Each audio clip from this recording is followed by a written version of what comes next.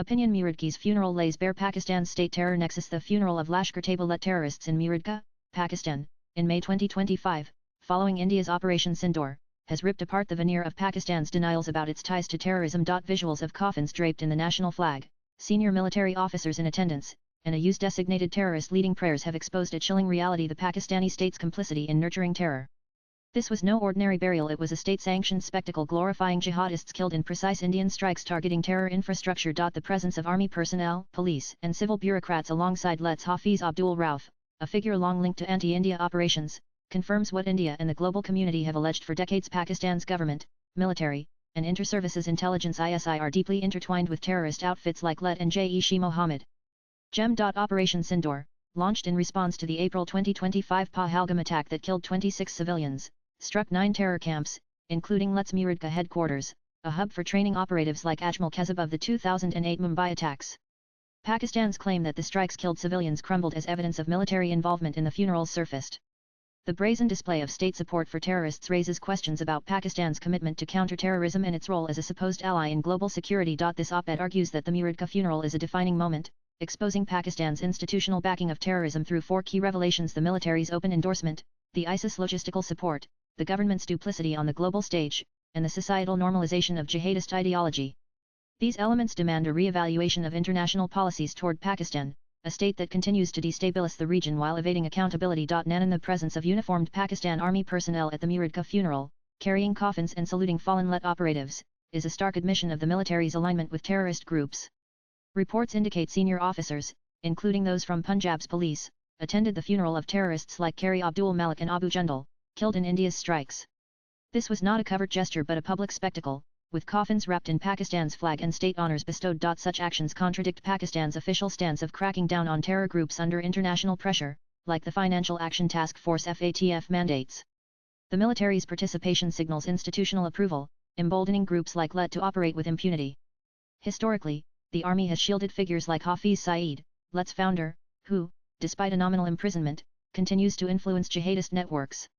The Muridkes funeral underscores that the army views these terrorists not as threats but as strategic assets against India, particularly in Kashmir. And the ISIS role in sustaining terror groups is well documented, but the Muridkes funeral provides fresh evidence of its logistical backbone. Sources reveal the ISI facilitated training at camps like Muridkes Markaz Taiba, where operatives for attacks like Mumbai 2008 and Pahalgam 2025 were groomed. The funeral's high security, attended by ISIL-linked officials, suggests the agency's direct oversight of Let's activities. The ISIS involvement goes beyond passive support, it includes funding, arming, and directing operations, as seen in the Pahalgam attacks planning. The agency's presence at the funeral, alongside Let commanders, indicates a seamless collaboration, with the ISI acting as the glue between the military and terror outfits. This nexus allows Pakistan to maintain plausible deniability while orchestrating cross-border terrorism, a strategy exposed by the brazen Muridkes ceremony. Pakistan's government has long projected itself as a victim of terrorism, seeking international aid and sympathy while covertly supporting jihadist groups. The Muridkes funeral demolishes this facade.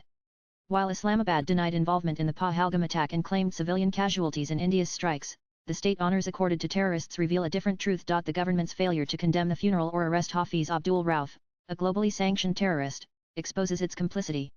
Past leaders, from Nawaz Sharif to Imran Khan, have admitted to the presence of terror groups on Pakistani soil, yet no meaningful action follows. The funeral, attended by civil bureaucrats, shows the state's tacit approval of Let's ideology. This duplicity undermines Pakistan's credibility in forums like the UN, where it has resisted designations like that of the Resistance Front TRF, and Let Front. The international community must recognize this double game and impose stricter sanctions. The Muridkes funeral, with its hate-filled slogans like India's destruction is near, reflects a deeper societal issue: the normalization of jihadist ideology in parts of Pakistan. Let's Muridkes complex, disguised as a charitable organization under Jamaat Dawa, runs schools, clinics, and seminaries that indoctrinate youth with anti-India propaganda. The funeral's public nature, with civilians and officials chanting alongside terrorists, indicates how deeply this ideology has penetrated. The state's failure to curb such displays, coupled with the military's endorsement, fosters an environment where terrorism is glorified. This societal acceptance sustains groups like Let and Gem, ensuring a steady supply of recruits.